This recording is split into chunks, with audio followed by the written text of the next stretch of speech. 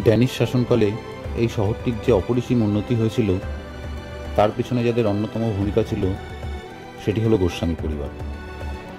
এই গোস্বামী পরিবারের ইতিহাস সন্ধান করতে গেলে আমাদের ফিরে যেতে হবে বর্ধমান জেলার ভাগীরথীর পশ্চিম তীরের পাটুলি গ্রামে। অষ্টাদশ শতকের 40-এর দশকের কথা। বাংলার নবাব তখন আলীবর্দী খাঁ।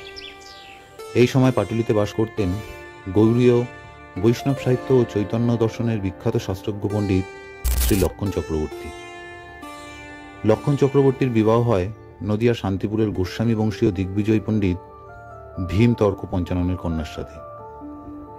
ভীম তর্ক পঞ্চানন ছিলেন শ্রী চৈতন্য মহাপ্রভুর পার্ষদ শ্রী আচার্য অদ্বৈত গোস্বামীর বংশধর। লক্ষণ চক্রবর্তীর পুত্র রামগোবিন্দ মহাশয় তার মাতামহের কাছেই বড় হন এবং সেখানেই ভাগবত শাস্ত্রে শিক্ষিত হন।